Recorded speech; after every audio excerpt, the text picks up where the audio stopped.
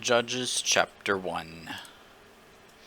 After the death of Joshua, the Israelites inquired of the Lord, "Who will be the first to fight for us against the Canaanites?" So the Lord answered, "Judah is to go. I have handed the land over to him." Judah said to his brother Simeon, "Come with me to my allotted territory. Let's fight against the Canaanites. I will go with you to your allotted territory." So Simeon went with him. When Judah attacked, the Lord handed the Canaanites and Perizzites over to them. They struck down 10,000 men in Bezek. Then they found Adoni-Bezek in Bezek, fought against him, and struck down the Canaanites and Perizzites. When Adoni-Bezek fled, they pursued him, caught him, and cut off his thumbs and big toes. Adoni-Bezek said, 70 kings and their thumbs and big toes cut off, used to pick up scraps under my table. God has repaid me for what I have done." They brought him to Jerusalem, and he died there. The men of Judah fought against Jerusalem, captured it, and put it to the sword, and set the city on fire. Afterwards, the men of Judah marched down to fight against the Canaanites who were living in the hill country, the Negev and the Judean foothills. Judah also marched against the Canaanites who were living in Hebron. Hebron was formerly named Kiriath Arba. They struck down Sheshai, Ahiman, and Talmaiah.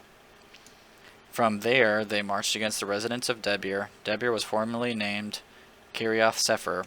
Caleb said, "Whoever attacks and captures Kiriath Sepher, I will give my daughter Akshah to him as a wife." So Othniel, son of Kenaz, Caleb's youngest brother, captured it, and Caleb gave his daughter Akshah to him as his wife. When she arrived, she persuaded Othniel to ask her father for a field. As she got off her donkey, Caleb asked her, "What do you want?" She answered him, "Give me a blessing. Since you have given me the land and the Negev, also give me springs also." So Caleb gave her both the upper and lower springs. The descendants of the Kenite, Moses' father-in-law, had gone up with the men of Judah from the city of palms to the wilderness of Judah, which was in the Negev of Arad. They went to live among the people. Judah went with his brother Simeon, struck the Canaanites who were living in Zephath, and completely destroyed the town, so they named the town Hormah. Judah captured Gaza and its territory, Ashkelon and its territory, and Ekron and its territory.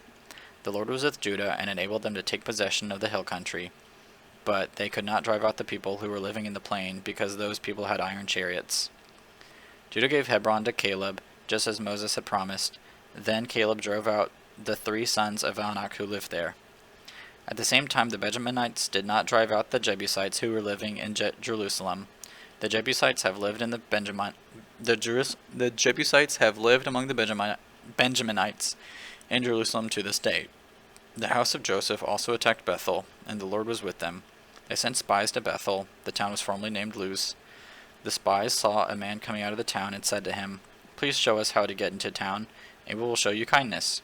When he showed them the way into the town, they put the town to the sword, but released the man and his entire family. Then the man went to the land of the Hittites, built a town, named it Luz. That is its name still today. At that time Manasseh failed to take possession of Beth Shean and Tanakh, and their surrounding villages, or the residents of Dor, Ibleam, and Megiddo, and their surrounding villages. The Canaanites were determined to stay in the land. When Israel became stronger, they made the Canaanites serve as forced labor, but never drove them out completely.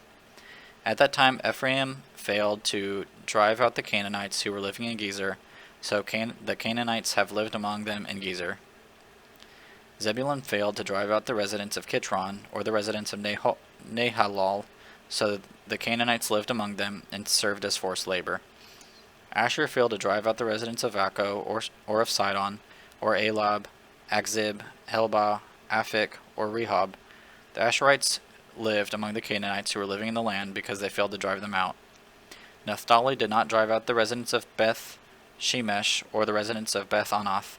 They lived among the Canaanites who were living in the land, but the residents of Beth Shemesh and Beth Anath served as their forced labor. The Amorites forced the Danites into the hill country and did not allow them to go into the valley. The Amorites were determined to stay in Har-Heres, Aijalon, and Shaalbim.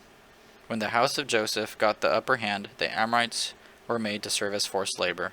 The territory of the Amorites extended from the Scorpion's Ascent, that is, from Selah upward,